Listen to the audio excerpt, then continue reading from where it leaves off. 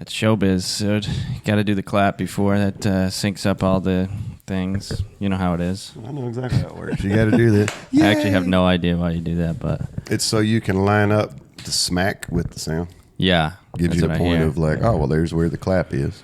Well, we're off. So Jobob, nice to have you on, man. It was a project getting you out here, but you've been our most highly sought after guest, and now you're here. So I'm here. Hopefully you can live up to the hype. Fingers crossed. I make no promises, but I do my best for you. So you were married, huh? Married twice. No shit. Married twice. Oh yeah. Now we're getting into it. I've already trained 2 ex-wives, man. Really? Yeah. Where are they now? Are they still? Are both they of with them, us? To me, both of them are dead. Yeah. One of them lives back in Oklahoma, and one of them still running around down here in Miami. You ever run into her? No, we run in different circles now. Yeah. I'm sure she's following your career. Well, she wouldn't admit to it, but I mean, when you're famous as I am, everybody's gonna know who you are. Yeah, how can she not? She's like, God damn, there he goes again. I knew he was gonna be a rock star.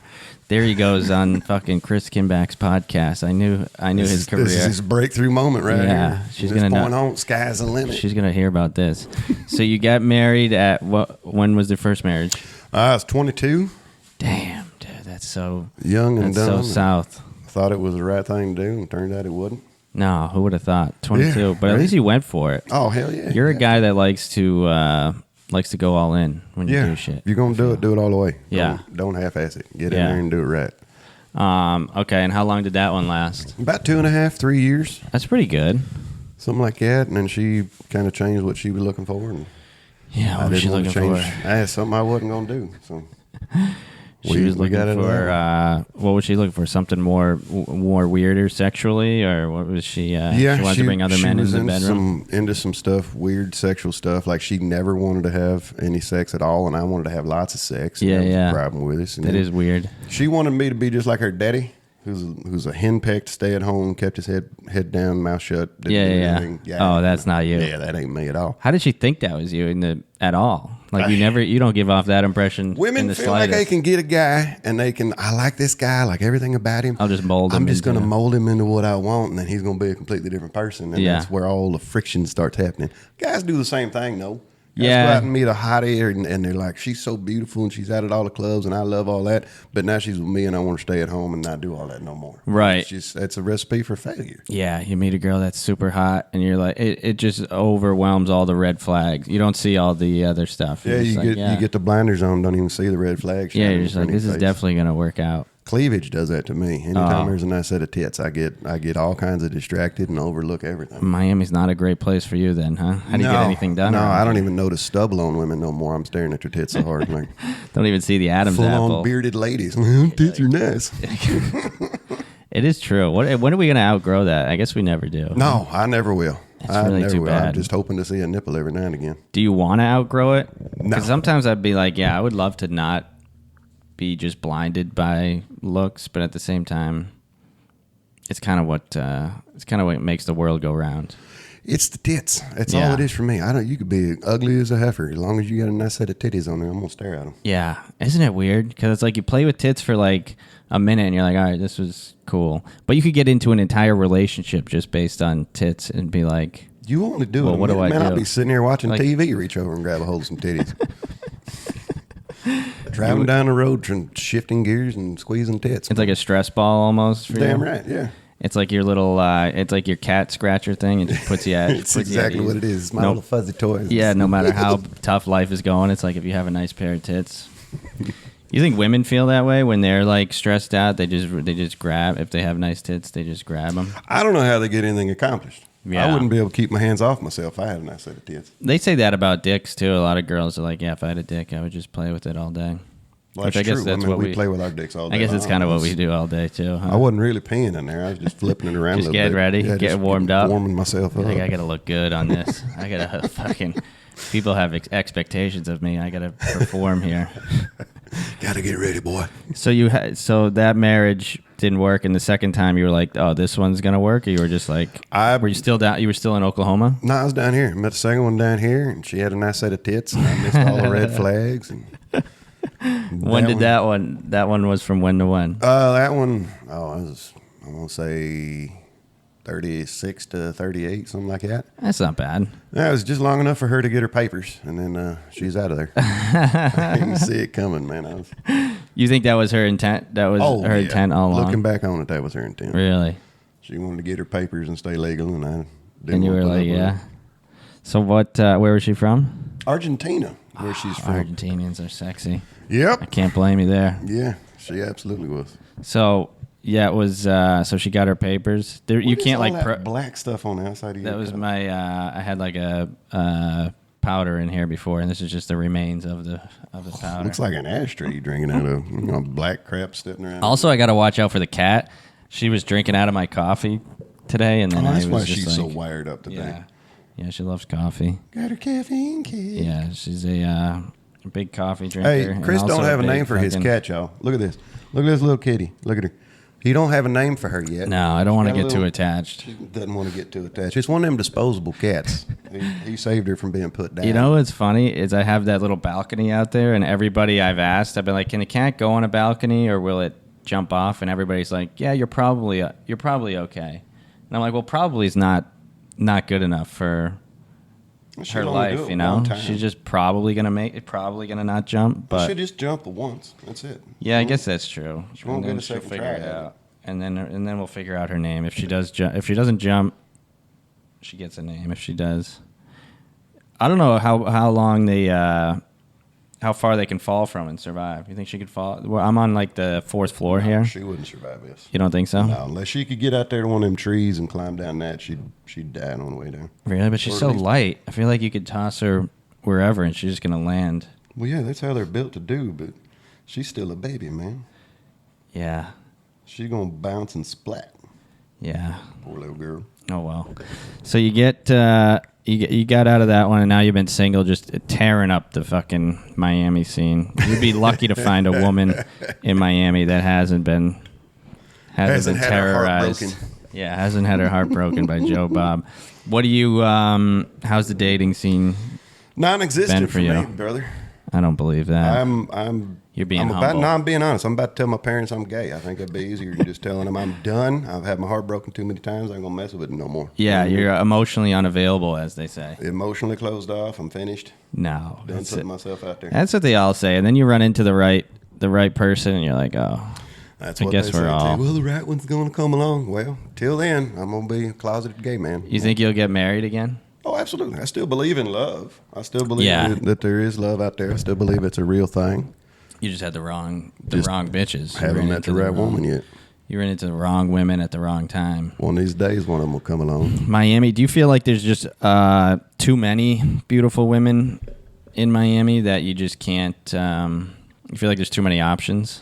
No, I think the problem with Miami is nobody's real. Miami's a big fake city. There's a bunch of fake. Everybody's out there faking their way through everything. Yeah. And to find somebody that's you meet on that fake level and then see them take off all their filters, they'll be a completely different person. Yeah. And most of the time, that person that they're hiding is the only person that I'm really interested in. Yeah. Not everybody's willing to share that. Right. Yeah, it's tough to get to keep that hidden. I don't. Why is that? It's insecurities everybody's got to deal with. Not everybody's willing to put themselves out there and take me or leave me. Yeah. Don't worry, she'll survive. She always does. I stepped on her today, and that was not good. Is that why she's limping around? Yeah, I think she's being all weird towards me now. Oh, I mean, you're weird anyhow. So. Yeah, we've been trying to warm up to each other. I think we'll eventually figure it out. But she just stays up all night. That's the big turnoff for me. I'll be sleeping and she'll just keep like pawing at me, and I'm like, "What do you?" And then I'll be like, "All right, stop doing that." And think she's not like a dog. Like a dog, you can kind of be like no, and they understand no. She doesn't understand no. I don't think. No, she's still a baby. Very She'll dumb. understand no. Cats will understand no. They are trainable. You think so? Yo, absolutely. But she's still a baby. Yeah. You're training a child at this point. I don't know. She's dumb. Beat her good. All right, we're getting the shades off. We're getting real in here now. So you've been you're done with the dating scene now. It's just but sometimes that's nice though. I've taken some breaks from, not even intentionally. I think dating's taken a break from me. Yeah, I haven't taken a break from dating. I agree with that situation. But sometimes you like if you're not putting in the effort and not like trying, it's like things aren't just going to happen. I guess for chicks, probably you can just sit back and do nothing and things will just kind of come your way. Oh, for chicks, absolutely. For dudes, you kind of got to like make an effort. So if you just don't put in effort, and then you get a lot more time back, I realized. It's like, oh, this is a lot of time and a lot of like, you don't have the, oh, fuck, is she into me? Is she not into me? It's like you just don't care. Oh, you also anymore. don't have the person grapping at you when you want to stay out the extra hour or two after a comedy show drinking beer. You want to sit down on Sunday and watch a football game and put down a bottle of whiskey. Nobody's going to say nothing to you. Yeah, just, an entire you do bottle. what you want to do. Yeah, I walk around my house naked all the time and ain't nobody complaining except my neighbors when they look in my window. Yeah, no animal. You don't have any animals? No. You strike me as a snake guy. Have you ever had a snake? No reptiles. No, never did reptiles. Wow. We always had dogs and cats, and then we had horses and cows in the backyard. Wow, that must have been a pretty cool. So you grew up in Oklahoma? Yep, born and raised. Wow, what part of Oklahoma? Broken Arrow, BA represent. What's that? Your high school? Yeah, that's the name of it. Broken Arrow. Broken Arrow's my high school. You got a lot of Indian tribes out there, or what? Or not anymore? Yeah, if you pay attention to the history of America, when the white people settled on the East Coast, they shoved them all off the East Coast, and they found gold on the West Coast, and they shoved them all off the West Coast. Yeah. And they figured out, you know what, in the middle here is really good for farming, so they shoved them all into Oklahoma. Really? And then there's no more place for the white people to settle, so in 1865, they did the land run, where everybody just got to run out and grab 40 acres. That must have been pretty fun. I don't know. I wasn't alive then. But it must have been pretty sick, though. Imagine you wake up tomorrow and someone's like, yeah, if you just go run for land, you can have any land you want. That would be, yeah, I'd be out there. I'd be lined up for sure. And that's how they established Oklahoma City, right? That was the whole thing. It was just like one big land grab. And weren't people cheating? I think I read a book one time that like people had like lined up earlier or some shit. No, they went in early. They were already in there until noon. And yeah, they went in before, and they were called Sooners because they got there too sooner than everybody else. Wow. And the OU Sooners are named after cheaters. Yeah, that's a tough name to have. I mean, it's Oklahoma. We're proud of an airport that's named after a guy that died in a plane crash. Who's that? Will Rogers Airport. Will Rogers died in a plane crash. You fly in or out of Oklahoma City, you're flying in and out of the Will Rogers Airport. Wow, that's a pretty dark thing to have. Oklahoma, baby. You guys just focus on the negatives. What was he famous for before the? He was a writer. He was a poet, and he's best known for his comedy. Really? Mm-hmm. No shit. And how did his plane crash? It just fell out of the air and went to the ground and exploded. I really don't know. It's weird that back in the day, that was kind of more. Could you imagine flying back in the day when they were still like figuring out airplanes? Just being like, yeah, I'm going to take this flight and hopefully it lands. Who knows? I can't imagine flying now. I still don't understand how you can get a plane that big to stay up in the air. Yeah. And you want me to get on this rickety thing that's made out of balsa wood and hot glue? Yeah, fuck that, man. Dude. Every time I get in a plane, I'm like, what am I doing? Like, this is crazy. I mean, don't get me wrong. I'm going to jump out of a perfectly good plane here pretty soon. I'm going to go skydiving. Really? Yeah, I'm going to take the class, though. I'm going to do the static line. I don't want to have that guy strapped on my back. So what does that mean? You do it by yourself? Yep. They got the static line. It's tied to the plane, and it's tied to your ripcord, and you jump out by yourself. Yeah. And when you get to the end of the static line, it pulls your chute for you. Okay. And you just on the way down. Really? Yeah. And what, the likelihood of dying is less than that, or you just want your own? It's the same. If you go down, you want it to be on your terms. You don't want to have some dude. I don't want to have some dude that's done this 100 times and go, all right, we're jumping out, and I don't even get a chance to stand in the door and go, okay. Yeah. Yeah, no, that's going to be terrifying. I'm going to pay him an extra 100 if I get to the door and pause. I'm going to kick me in the ass and get me out of that plane. Yeah. Yeah, that would be weird, too, doing a whole trip down. I don't know how long does it take? Depends on how high you go. Yeah. I think most of them down here in Florida go about 10,000. So that's what, you do a free fall. 20 minutes? It could be 15, 20, depending on the winds. That's crazy. Yeah, with having a dude strapped to your back that whole time. I wonder what you talk about, especially if things go awry. Then what are you like, oh, fuck? Well, I mean, if they go awry, you just pull your reserve chute. And get rid of him? Well, no, you've got to have him. a chute on your back and a chute on your belly. The chute on your back is your main chute. And if that one doesn't go the way it's supposed to, you're supposed to cut all the straps and then pull your reserve. And then hope for the best, huh? And if the reserve doesn't open, then you start riding out your wheel and talk to God for a little bit. And then yeah, everybody gets really religious when when shit goes down, That's when they find him. That's when I should have been doing this the whole time. Are you a man of God? I am not a denier. Yeah. But I found my own path on how I feel to communicate and commune with the world around me. Yeah. There is a definite spirituality that's out there, but I think it's something for everybody to figure out on their own. Yeah, I feel like Southerners are more likely to be into God than us godless Northerners. It's forced on us.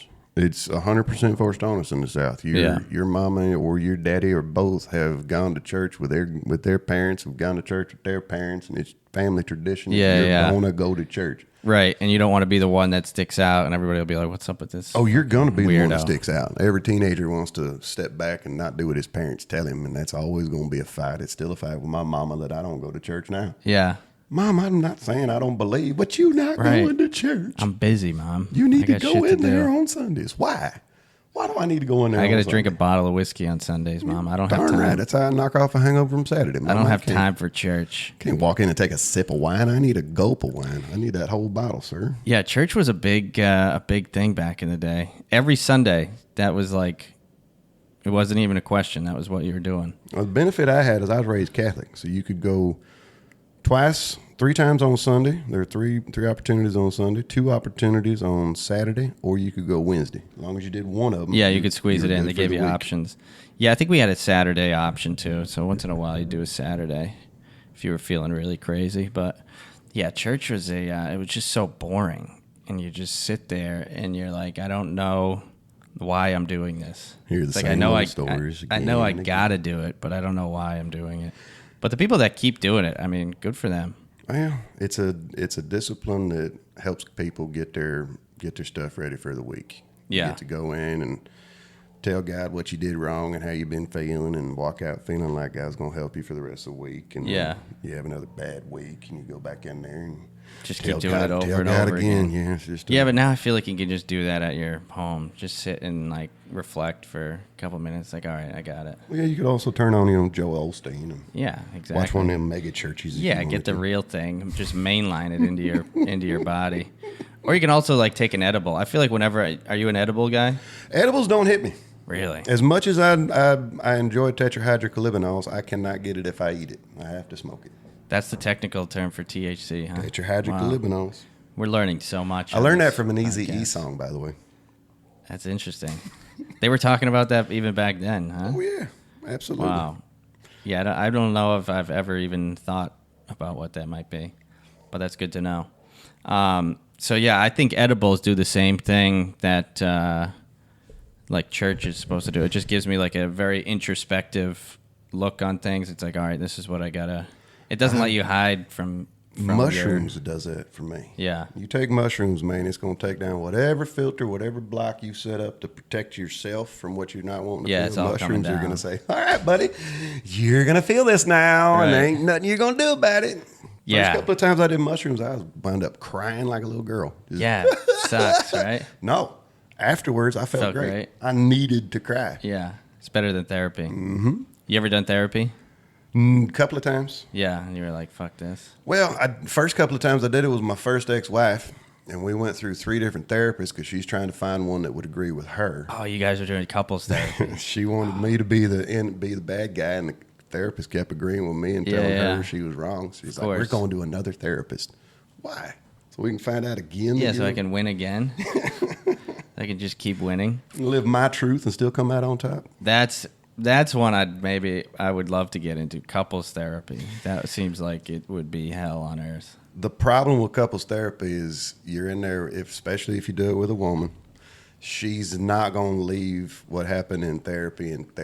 She's going to bring it home, and at some point later that day, she's going to bring it back up and throw it back in your face. She's going to be like, what did you say? We don't have our person here to keep you from doing this to me. That's what I would do. I feel like I'd get dependent on it. And every time there was an argument, I'd be like, let's bring this up in therapy. That's a lot of people do that, and it helps them not fight in front of their kids. It helps them talk through what they need to talk through. Because some people, when they get into an issue, and I found this with a lot of folks, if you bring up something that they're doing, they don't hear you. They get defensive, it shut down, don't want to hear how they were wrong.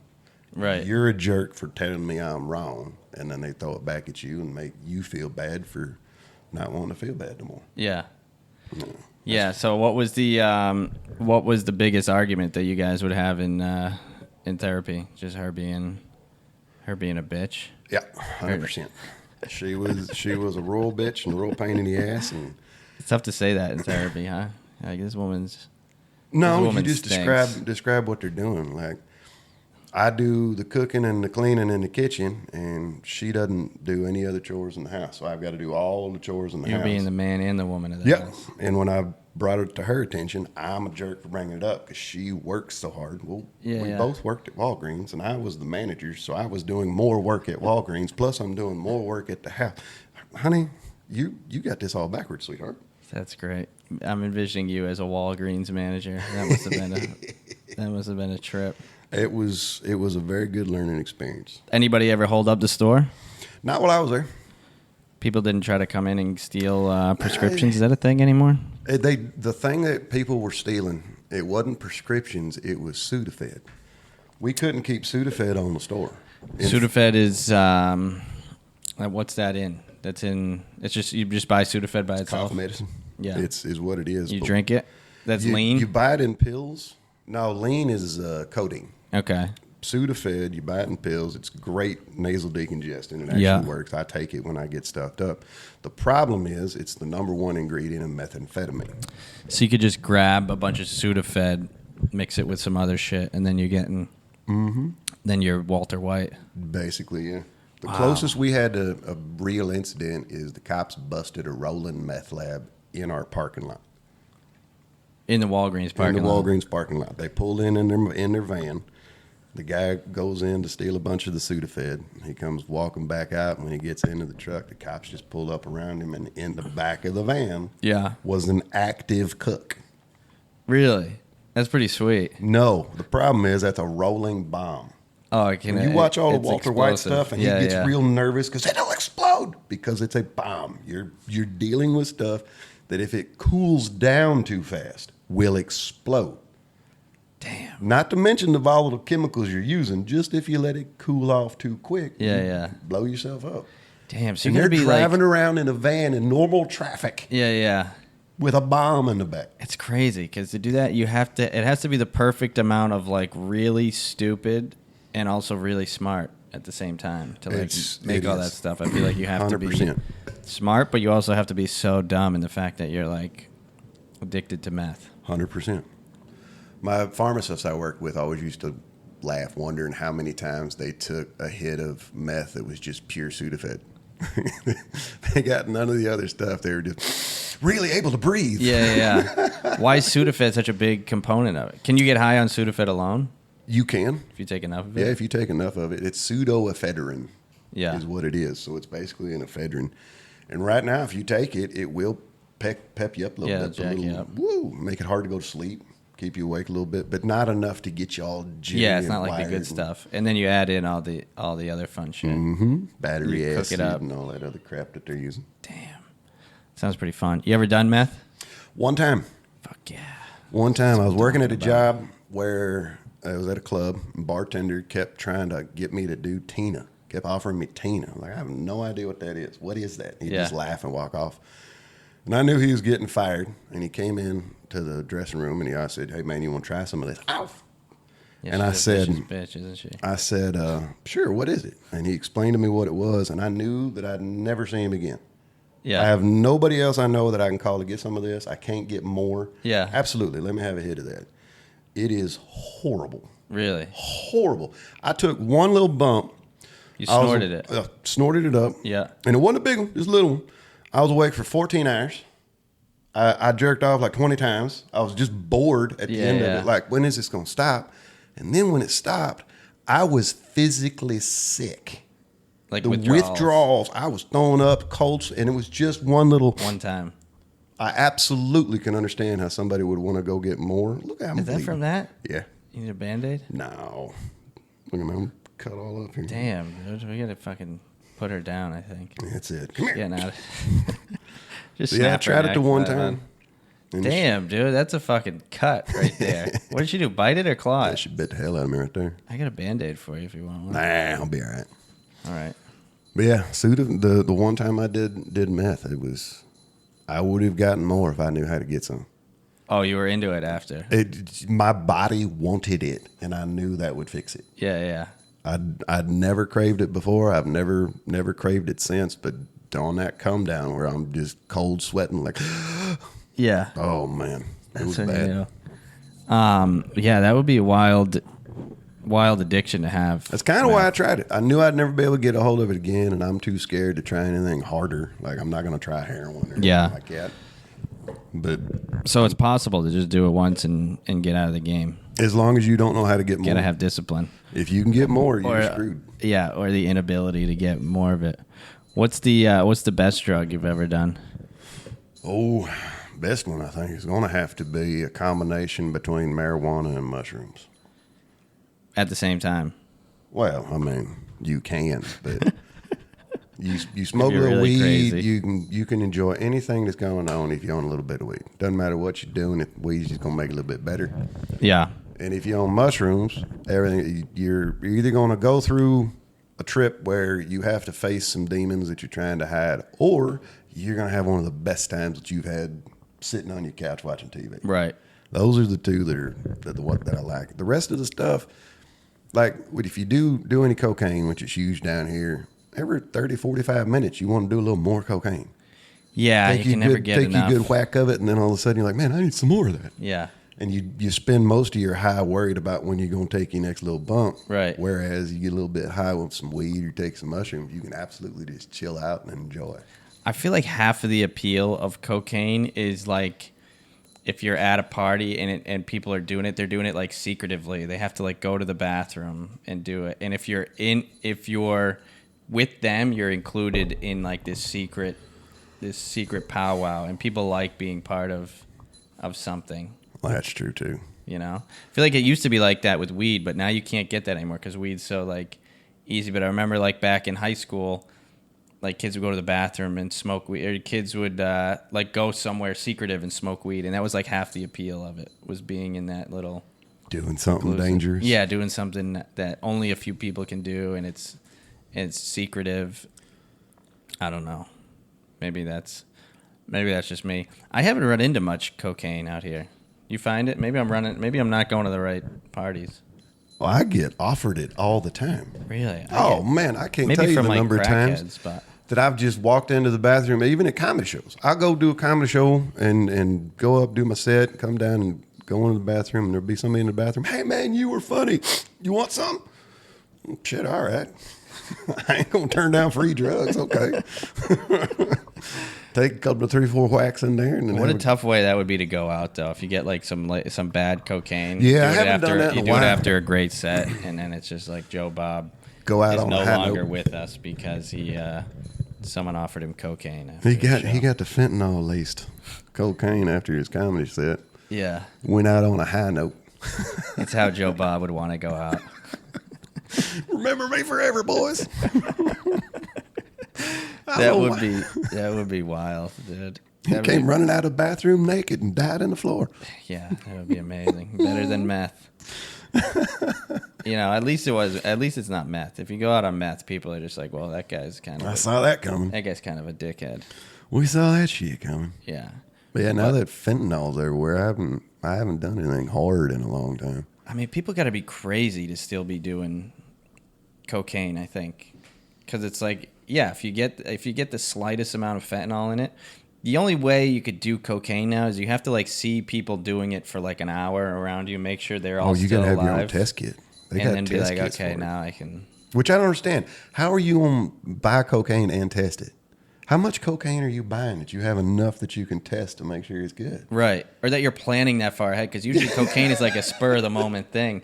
Yeah. If you're responsible enough to buy a test kit and then go buy cocaine, just don't buy the cocaine. You've got other issues you need to deal with. You shouldn't be planning out your cocaine use. And then if cocaine can kill you, it's not, like, no matter how great it is, it's probably not worth it. Guaranteed. You know? Guaranteed it will ruin your life. Unless you're ready to die. Unless you're prepared to die and you're like, fuck it, I just want to feel good. And if I die, I die. Is then anybody it's like actually great. prepared, though? I think people talk about it. For that final checkout? It's like people talking about their plane going down, and then it actually goes down, and it's like, oh, fuck. Oops. Really wasn't ready. Yeah. And then we go back to wish they'd have gone to church more. Yeah, exactly. Yeah, I don't know. I wouldn't dabble in it. But you are pretty cool when you're at a cool party and doing cocaine. It's pretty cool. It's like smoking cigarettes. It's like people always try to tell you like smoking cigarettes isn't cool, but it's like it's kind of cool. It's very cool. That's why I do it. That's why I smoke to begin with, because I wanted to be cool. Yeah. The cocaine doesn't make you cool. It makes you think you're cool. Cocaine will give you this sense of confidence about yourself that you didn't know you had. The problem with it is when it wears off and you wake up the next day, all that confidence is gone. You're like, damn, I'm not a superhero after all. I'm not a good businessman. I thought I had a good idea for a small business to start. I have no income. Turns out I ain't even got seed money. Fuck, the idea I came up with is already an idea. They already have a Facebook. Yeah, but we were going to do ours in blue. You ever meet those people that like have ideas and I'm like, you're like, yeah, a great idea, but how are you gonna? The execution is the biggest part of it. Anybody can have an idea for like a new app or something, but it's like, how are you gonna execute it? Do you know how to develop an app? Yeah. Do you know what the actual business need for what you're talking about is? You meet more of those people than you realize because you hang out with comedians. Everybody's got a dream. Oh, every comedian's got the greatest idea and the greatest take on everything. Come on, man. You're not even being original at this point. You ain't saying nothing I ain't heard before. Yeah, why don't we work on the basics first? Why don't we work on getting a job first, and then we'll see if we can be a millionaire. Can you afford your house? Can you afford where you're living right now? Because didn't you just ask me to buy you a drink at the bar? Yeah, that's the best. I used to have a buddy who was an alcoholic. He's sober now. You have a lot of sober buddies. I feel like you meet a lot one of time they sobers. become sober, I quit hanging out with them. You say fuck off. Nah, dude, we could have had fun. Yeah, I don't need you in my We life. could have been fun, but no. Now I'm fun and you're not. Yeah. So bye. Go be healthy. Live your best life. Yeah, that's not for me. I'm gonna keep the filters on. I got a bunch of buddies that were like degenerates. Some of them I met after they became sober, so I don't even get to experience their like fun parts of them. And if I meet you after you become sober and you're not one of those people that constantly reminds me that you're sober, then I have no issue with you. But if you're one of those people that's got to constantly bring up your past drug use and constantly remind me that you're now currently sober, you need a new circle of friends. Yeah. Because I'm never going to be a guy that you can be around that's going to be sober 100% of the time. Right. Never going to work out for you. I'm not that guy. Sorry. Yeah. I'm redneck sober. Yeah, but my one buddy, when he was drinking, that's where all the good stories come from too. I feel like when they're going off the rails and everybody can see it, and you're like, oh, this is bad. That's where the best story. That's where their best, all their craziest moments are. All their like most debaucherous stuff, and it's like, oh, you probably should tell them like, hey, you should probably cut it out. But it's like this is too much fun to watch. Oh yeah, you know, absolutely. It's like a wild dog or something. It's like I should train it, but it's just so much more fun when it's so erratic and unpredictable. I should really help him save his life, but I kind of want to see if he's going to get hit by that car. Yeah, that's why it's like bittersweet when they become sober. You're like, oh, good for them. They're going to live a little longer, but it would have been fun to see him.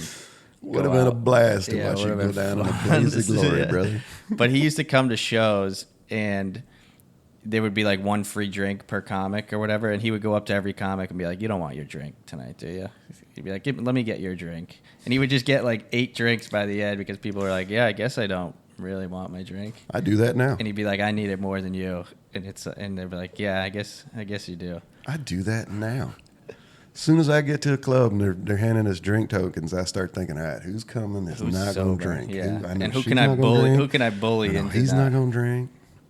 He's not going to drink till later, so he'll give me his now, and he'll forget that he had it. And then you can be like, hey, I'll buy you one later. Give me a free one, and then you take off before. Give him the old hillbilly Then you're like, oh, I just remembered I have another show I got to do. I just remembered I'm not going to be here no more, so bye. I just remembered I need to vacuum my house. I think I left my curling iron I need to go do fun drunk stuff without you. Do you like hanging? Yeah, I mean, you used to hang all the time at Thank You. Did you? No, do you like to hang? Or I didn't hang. I don't hang. You go do your work and get out of there. I had learned a long time ago that after an open mic or after a comedy show, when everybody's gone up and done their stuff, it's nothing but trouble coming. There's nothing positive going to happen at 2:00 in the morning. What do you think? It's just everybody talking shit? It's a bunch of people that's talking shit. It's a bunch of people that have alcohol filters, so they're going to say stuff that they don't mean. They're going to go beyond what they should have said. They're going to, like we talking, they're going to do stuff they shouldn't be doing. Yeah. And I'm 44 years old, man. I don't be around that crap no more. Yeah, I feel if I was 22, all right, fine, I'll be around. But even at that, I got to wake up in the morning. Yeah. I got a job I got to go to first thing in the a.m. That's the thing, man. To hang on like a weekday, I'm like, I should stay and hang out, but it's like now I have this thing, so I can be like, oh, I got to get home to the my cat. Yeah, she needs me now more than ever. My pussy needs No one's gonna step on her if I'm not home. No, I never really hung out after shows. It was when I first started, I thought you had to, but then I started realizing a lot of the open mic comics that hang out after a show don't book shows. So yeah, they don't have much of the people who plan. Are the worker movers and shakers in comedy. They show up, do their stuff, shit to do. They go home. Yeah, go home, do their podcast, do their edits, get ready for the next set. No, they got girlfriends. Losers. Yeah, fucking nerds. Get your girlfriends out of here. Fuck it, girlfriends. Dude. You like being single though, huh? I love it. I love being able to do what I want when I want, and nobody tell me nothing about it. Yeah, it is nice. But it's also like sometimes you're like, yeah. Sometimes you need somebody to like keep you on track. Sometimes if you go too long without a girlfriend, you're like, what am I doing? You know? No. You don't feel that way? No. It's like I feel like I need to be accountable to something. Like right now, I'm accountable to nobody. I'm accountable to me. I'm the only one that's going to make any of this work, so I'm the only one that I can blame. That's a good way to If you get a girlfriend or a partner in your life, you have somebody that can become your scapegoat. I'm not as far along as I am because I'll have to take care of you, or I don't get to do what I want to do because you want me to go do what you want to do. That's a convenient excuse. It's super convenient. It's a distraction, and it's anytime I start rethinking it and thinking I need to get out there and be around somebody and find me a partner, I get out and start seeing what's available. And there's not a whole lot of ladies out there that are worth the time and effort required to make you be in my life. Oh, come on. There's billions out there. There's billions out there, and apparently there's only one that's supposed to match with me. And I ain't too interested in trying to find it. I'd rather be able to come and go as I please. Like if I want to stay after a show till 3:00 in the morning shooting the shit in the parking lot, right? And I come home drunk and high and 3:00 in the morning, nobody will say a word. Yeah. And then in the morning when I'm walking around all pissed off and trying to get my morning going, I'm the only one that's got to deal with it. Right. I don't have anybody in my ear. Yeah. Why'd you come home late? It's your fault. I hope you're feeling good. Blah, blah, blah. Why are you naked? Did you ever wear clothes? Why is your fingers bleeding? I was playing with a rough pussy last night. She cut me all up, man. Dude, that's bad. Yeah, she is not a good person, not a good animal to have. She's a kid. She doesn't know her own strength yet. She's still learning. Yeah, I don't know. I feel like she has an evil. Her eyes just when I see her at night, I'm just like, oh, this. Well, it's because she's got a penis on her forehead. Yeah, she's angry about that. She sees. I would be. She's one of those that she sees herself in the mirror and thinks it's another cat. So I'm like, all right, she's not that bright. She's not the scholar that I thought she was. She needs to go back to school. But she does. She just She just sits there and attacks things all day long. I feel like she needs to get that. It's crazy how they have this little kitten thinks she's still thinks she's like a lion, you know? Well, you know that this is the deadliest animal on the face of the planet, right? Really? Oh, yeah. House cats are the deadliest animals on the face of the planet. If they were leopard size, they'd rule the world. Fuck shit up, huh? Oh, absolutely. There's my brother calling me. House cats kill for fun. They actually have food. They don't need to go kill. They just like to do it. And they still go do it. And if you count all the flies and moths and lizards and everything else that they get. Yeah, look how lasered in she is. Oh, yeah. There's something in that. She doesn't understand no either. I'll be like, yeah, no, don't do that. She's like, yeah, whatever. What are you going to do about it? How old is she? She's an adventure. She's, what, 8 weeks? Yeah, probably. Weeks? I don't know. I didn't get her. Think I didn't of get a her child. papers. She's probably about, I'd say, almost a year old. In kid age, yeah, about that. Yeah. How many children do you actually pay attention to the word no? Yeah, you're right. They don't know what's going on. No, she got no idea. You want to have kids? No. Really? No, I don't want to have kids for the same reason I don't have a pet. Too much responsibility. Something that's going to rely on me and you make me have to do things I don't want to do. You got the world to take on. Yeah. You don't have time. I'm going to go out there and change the world. Kids yeah. ain't going to let me do that. I'll meet girls lately that are like, yeah, I don't want to have kids. I feel like that's weird for girls to have made that decision at like in their 20s. Be like, yeah, I don't want to have kids. They're making that decision based on what society's telling them at this point. You think so? Oh, 100%. 100%. It's the same girls that say, I don't need no man. I don't need all this. I don't need. Yeah, you do. Yeah. You do. Same reason that everybody gives me a hard time about not having a partner in my life. That yin to the yang. Yeah. Women need the same yin to their yang, whether they want to admit it or not. Now, having kids, that's a whole different story. And that's going to require two parents. So right. Having a girl say, I don't want kids. Yeah, I can understand that because you ain't found a right dad that you want to have kids with. Right. To raise a family. Yeah, it seems like it's more of a commitment for a woman because she knows, like, especially if she's seen it in her life, like if her dad wasn't around and shit like that, she's like, yeah, I'm not taking on an entire responsibility by myself. And there's a lot of shitty guys out there that'll absolutely get a girl pregnant and then disappear on her. Yeah. And I wouldn't want to be a girl in that position either. You know what I mean? I mean, hopefully we haven't done that. Especially now they're taking abortion away from everybody. I mean, they're officially taking it away, man. They're banning it in a lot of states. You got a 6-week ban in Florida. If you're pregnant past 6 weeks, you can't have an abortion unless it's a rape. It's crazy. It's crazy that the only way we can get abortions for women in Florida is if we rape them. Like, I don't want to be a rapist, but I want them to have a voice, you know? So I wonder if they could claim that. Like, how do you, but then you got to charge somebody with a rape. Yeah. So there's, as weird as that sounds, I think it's a positive. Now because they say that 90% of rapes never go reported. Well, now they're going to start getting reported. Yeah, if they get pregnant. Now, if they get pregnant and they need to get an abortion, they're going to have to report it. And now a lot of these guys that are getting to go out there and rape and not face any consequences of it are going to get to go to prison and feel what it feels like to get raped. Yeah, fuck yeah. I think that's a good thing. Yeah, this will be our most highly viewed YouTube video for sure when we go. We're talking women's rights. We go in on rape for. We're talking women's rights, man. It's funny. I feel like even the most pro-life people, if they knocked up the wrong girl, would be like, "Yeah, you got to have an abortion." Behind closed doors, maybe. Behind closed doors, like that's an entire life you're dedicated. You're now dedicated to this person you don't even like, and then this baby. I don't know. Who knows? I don't even want to cross those lines, man. Like, personally, I think if people are too casual about sex to begin with, like this whole accidental pregnancy thing happens way too much. Yeah, it feels. I don't want to jinx it, but it feels pretty easy to not get somebody pregnant. It absolutely is. It's called a condom.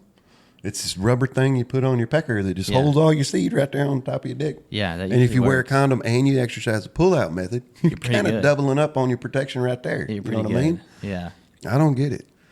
I think guys are just too casual about it. They watch too much porn, and back in the 90s, porn, the guys all had to wear condoms. Really? In the 90s, the guys wore condoms. And now, guys don't wear condoms no more. So we emulate what we see. Of course they do. That's why all the guys feel like they need to be able to last for 45 minutes. Yeah, it's like, come on, dude. 2 minutes in and out. I'm sorry, you're not Michael Jordan, man. You can't go out and win Game 7 with the final shot. You're not going to last 45 minutes. Yeah, everybody wants to be a rock star. I'll give you 3, 4, 5 minutes tops. That's it. Yeah, after that, it's like, what are we doing? I'm going to get mine, you get yours, and then we're going to go to sleep and get up and have a good breakfast. Okay?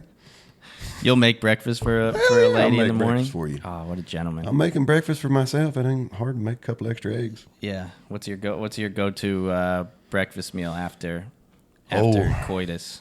I like to do pork chops eggs, and rice. Damn, dude, it's making me kind of want to sleep with you right now. Yeah, I mean, how you doing, buddy? You okay? I told you I was out of women. I feel like this podcast always gets homoerotic somehow. Well, you can't really avoid it, you know? Oh, you can. Just a couple dudes on a couch. A couple of dudes on the couch playing with a pussy. How long into being in prison before you think you would turn gay? I thought about that question hours. a lot. I think it would take me being sentenced to life without the possibility of parole before I would even welcome the thought of being jail gay, as they call it. Yeah. I don't think I'm not a sexually driven person now. I'm not motivated by sex. I'm not out there looking for sex, which is why it's easy for me to be single. Yeah. And you're going to put me in prison where the only people I want to have sex with are locked on the other side of the wall. Yeah. Yeah, I don't think I'm going to be into this. I don't think I want any part of y'all's lifestyle. Y'all can do what you want to do, just don't include me in it. Yeah. What if it makes you like the king of the prison? If they're like Jobob's the sexiest guy in here. Oh, I'm going to be king of the prison anyway. I'm Jobob. Come on. They'll know once you get in there. Yeah, one time I get in there, they'll realize it. They'll be like, this guy's the king. He's the one that gets called the shots in here. The rest of these guys going to be too busy trying to get some ass. I'm going to be thinking business and prisoners. Yeah, it is weird how quickly guys will turn to that in prison. I don't think it is. I don't think it's as weird as you think about it.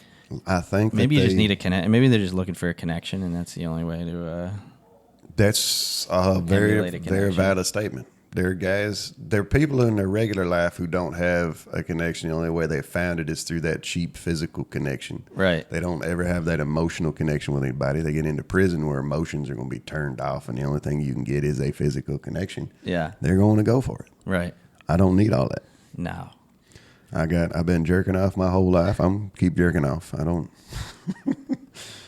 need to go get. You can use your imagination. You don't do porn. 100%. Really. 100%. What are you imagining? Oh, titties. Just titties. Oh yeah, and I said it, titties. Big ones, little ones, black ones, brown ones, white ones. All of them. Big areolas, little areolas, inverted, outverted. Yeah. Pushed everything. together, squeezed apart. You don't discriminate. No, titties are titties are titties. I like them. Big ones, small ones. I want to see them all. I want to see all the titties I can see. All of them. That's a great, very simple pleasures in life. 100%, man. But I mean, I grew up having to look at magazines.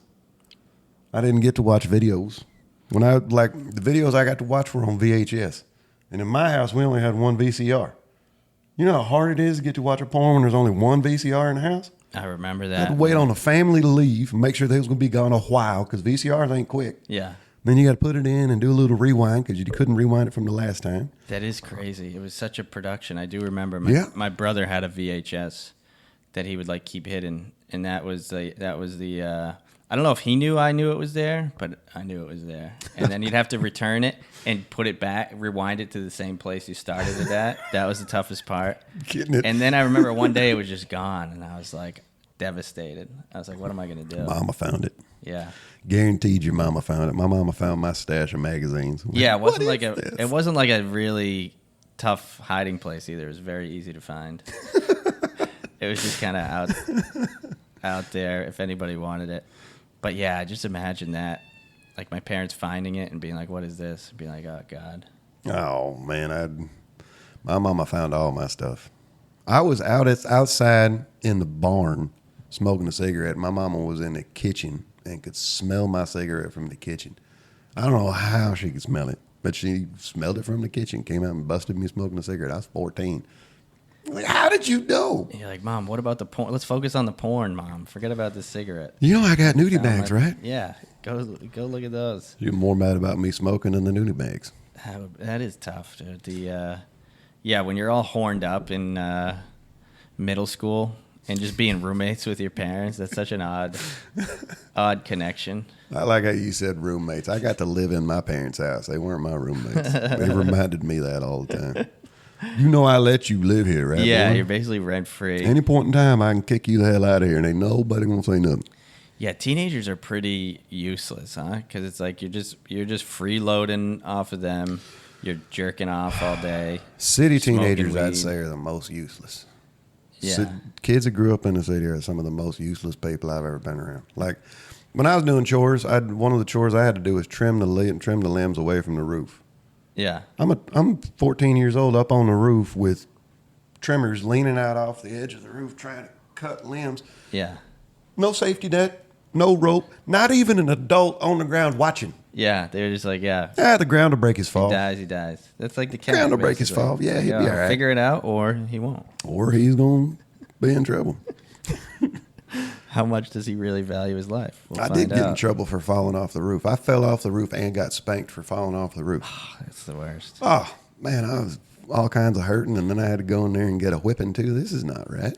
Yeah, that's the tough thing when you're like fucking around and you break a bone or something. And Luckily, I didn't break nothing. I broke my right arm when I was a kid. The rest of it happened as an adult, and it just fell off and had the air knocked out of me. When my sister fell right outside of her window, and she was in there laughing. No, she's laughing at me, and my mama came in. What are you laughing at? And she saw me laying there. Jobob, get in here right now. You got to be careful up on that roof. Like, oh, now I'll be careful. I wasn't going to be careful from falling off the roof, but and I wasn't on the roof for my own fun. I was up there doing the chores that Daddy told me to go do. Now that I got this shit kicked out of me, I got kicked in the balls the other day. I play in a soccer league. It's a gay soccer league, actually. You said soccer league. Yeah, so you get it. It's all the same, isn't it? So I get kicked in the balls so hard. I hadn't had it happen in a long time, and I forgot what that pain was like, and I was down for at least like 3 minutes. They had to stop the game, and everybody's like, oh, where'd you get it, the stomach? I'm like, no, I didn't get it in the stomach. It eventually migrated up to the stomach. Yeah, it's like that kicked in the balls pain, there's nothing worse than that, huh? No, I've hit myself, hammered my fingers, I've been hit in the head, been shot, stabbed. I'd take any of that over getting kicked in the nuts. It's the worst. It's so emasculating too, because you got to like grab your junk, and roll like around. Kid, like, ow, ow. Yeah, it was the closest I come to like crying. I think I might have let out a tear or two. I would have. I wouldn't have given a damn. This is so painful, and you're so helpless, and you know it's gonna last for a little while. Oh yeah. It's like, I can feel it now, but I know it's gonna be there for. I'm gonna walk on it for a couple of days. Couple minutes. Soccer, man. Why? Really? Yeah, that's when I realized maybe this isn't worth it. I was always worried about like spraining an ankle or like fucking up a knee, but it's the balls that you got to watch out for. Problem I have with soccer is the rest of the world. We call it soccer, which is what it is. The rest of the world calls it football. Yeah. It's the stupidest name for the sport. You play with your feet, so at least call it feetball. Feetball. And if you're Spanish and you call it football, that's stupid. Because in Spanish, the word for foot is pie. So it would be pie ball. Okay. Not football. Yeah, I never even thought about that. Yeah, come on, man. It's soccer. Yeah, get it together. And y'all play for a cup. Yeah. We play for a cup. We play for a bowl. All right? American football. Don't call it American football. It's football. I think it just sucks that every other country's so good at it, and we have so many people here. We have so many people from different countries, and we still can't figure it out. Like, how have we not figured out to get the good players in like Brazil or something, get them citizenship here and just have that be our team? We don't even need to get them citizenship. They just need a work visa. Yeah, exactly. Just get them a work visa. But I mean, we just got Messi assigned to the team here in Miami. Yeah, he's that's already pretty scored, sweet. 9 goals in his first 2 games. My buddy has season tickets. They went from $50 a game to $600 a game. Well, yeah, Messi's here. That's crazy. Messi's here. Messi is one of those guys that's got that draw. He can get people to come out and watch soccer. Yeah. I still won't go, but he can get other people. But people will go. Yeah. I would go watch one of those games. I wouldn't. I just don't understand watching a 90-minute game where the score is going to end 1-0. Yeah. This is not an exciting sport. This is almost what the no. It's a lot of blue balls. That's what they should call it. It's a 90 minutes of cocktails. All it is. I can finish already. Do it. They need to make the field. They could make like the field smaller or something like that. They need to add in a full contact. Oh, if you could check people. If you could just hockey check the shit out of somebody running with the ball, it'd be a way better sport. I would watch them. The injuries would be 100%. The hits would be the worth price of it. admission. Now when he goes down and scores, he actually accomplished something. Did you guys have hockey in your area growing up? Was that big? My high school has a hockey team now, and when I was in high school is when I kind of started the team. But we're far enough south that we don't have ice for long enough in the year. Yeah, that's strong enough for you to just go out and skate on. So we didn't have a lot of hockey where I'm from in Oklahoma. But there were people that were fans of it and paid attention to it. And we had the Tulsa Drillers. No, Drillers is baseball. The Oilers. We had the Tulsa Oilers for the hockey team. Was that like a AAA hockey team? Yep. The only pro team in Oklahoma is the Thunder. And that didn't come until late 2000s. Yeah, the Thunder. The Thunder. Thunder up, baby. We had a hockey team in my area, and they had guaranteed fight night. So if you went and they didn't fight, you got free tickets. So you would always see there would be like 10 fights a game, and that was the big draw. And I feel like if they did that in other sports, like imagine if you could do that in soccer, it would turn into like MMA fighting. Basically, the fights are the best part. They could kick each other. Hockey's the only sport where two guys can go, all right, let's do this, and throw their gloves off, and everybody goes, hold on, they're gonna fight. Yeah. And then they shake hands after. And then the guy who loses is the one that goes in the penalty box. Yeah. The guy that wins gets to keep on playing. Yeah, that is the coolest thing in any sport I've ever seen. Oh, man, he's been kicking my ankles. We'll knock him out. Yeah. All right, let's do it. Oh, that would suck. Because you're on skates, too. You're kind of all wobbly, and then you still have to try to fight. Those guys, have you ever just watched them skate? Watch some of the stuff they do on them skates? I don't understand it. I can't get out. I've tried skating on ice, and I bust my ass every time I step out there. And those guys are doing crap backwards. Yeah, it's not for the uncoordinated. No, and they'll run and sprint and turn and slide, and those are impressive sons of bitches. Yeah, hockey's a lot of fun to watch. Oh, dude, it's wild. So when did you decide you were going to start doing comedy? You did that in Oklahoma, or you didn't start till you got here? I didn't start that till I got here. And I really didn't start until my ex-wife turned me on to it. I was doing burlesque shows. And for the burlesque shows, I'd go on to social media and just whatever was trending, the top trending things. I try to make a joke out of that and go up and do a little monologue at the beginning of the show. And so you were like opening the burlesque shows? Yep. I was the MC of the burlesque show, and I'd go out and do all kinds of stuff. Were you looking Were you dressing all sexy or what? Hell yeah. Dressing all provocative? Oh yeah, I had my hair slicked back and big old rhinestone jackets on. Oh, nice. I was super sexy. I can imagine it now. And then she's like, you need to try your hand at stand-up. And I put her off for probably 9 months. Just, no, I don't want to do it. I don't want to do it. I don't want to do it. And she found a spot that had it that was like 2 blocks from the house. All right. I went and talked to them. And they hired me to be the host of the comedy show. And right away, they're like, this guy. Well, they knew me from that other club I was working at.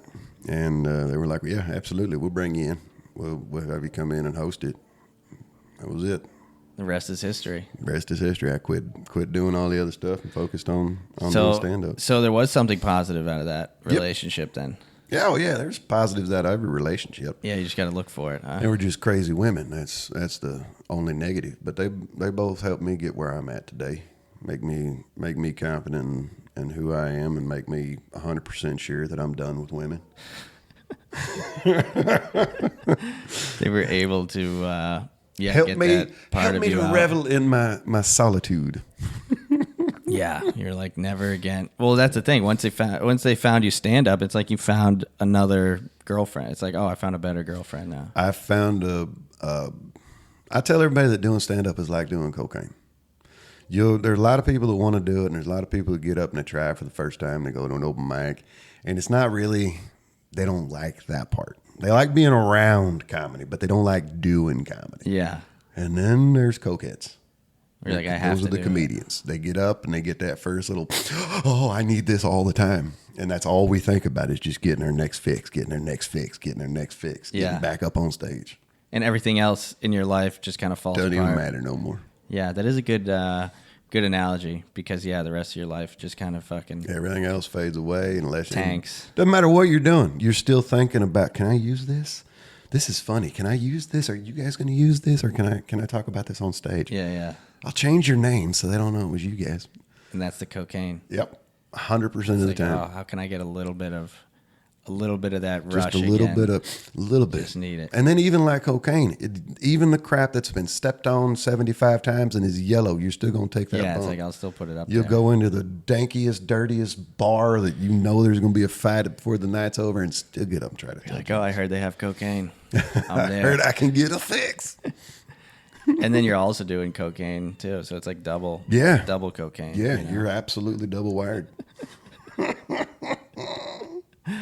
Well, shit, dude. This has been a real treat having you here. I think we did we did an hour. Look at that. Time flies. That was it? We did a whole hour already? Did an hour. Well, I fast forwarded it. So that's what you was messing with. It's actually like 10 minutes, and I'm like, make it say an hour on there. So we can. Yeah, dude. And the camera lasted too, which I didn't think was going to happen. You guys are going to get to watch us the whole time. Yeah, that's the big part is the visual. People want to see whose sexy voice that is. You got a great voice for like voiceovers and stuff. You ever do that?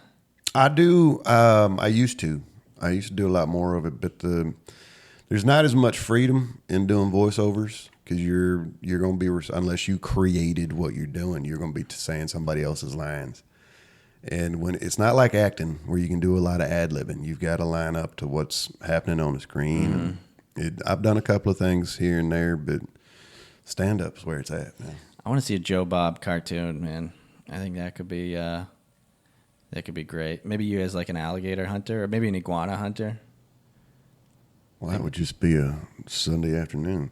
I mean, the state of Florida does want us to get rid of the iguanas, so we could absolutely. I saw a couple today. I was like, I should. What do you get per iguana? Do you know? Nothing. Oh, they just say kill. They just want them out. They just want them gone. You can get paid for the pythons. You go get some pythons, they'll pay you for. Yeah, but it's totally not worth it. I looked that up. That's like $100 per python. I'm like, who's risking their life for $100? For a python. That's what the state will pay you. But if you get enough skins, you can sell those. Oh, that's where the money's at. What do people do with the skins? Make some boots out of them or something? Make cowboy boots. You can make any leather product that you can think of, you can make out of python. Really? Oh, yeah. That'd be nice to have a nice python wallet or something. I think Crocodile Dundee's jacket. And from the movie, I think his jacket was a python jacket. Yeah, I think so. But then all the other pythons might see it and be like, let's murder this motherfucker. Yeah, bring it on. I need some more jackets. Come and get it. All right, shit, dude. Anything to plug? Just my socials, just Jobob McGinney. Jobob McGinney on all of it. YouTube, Facebook, Instagram, TikTok, whole 9 yards. He's got it all. Jobob, you're one of a kind, man. Thanks for coming out. Appreciate you for having me, It's a real treat. We'll see you next time. See y'all.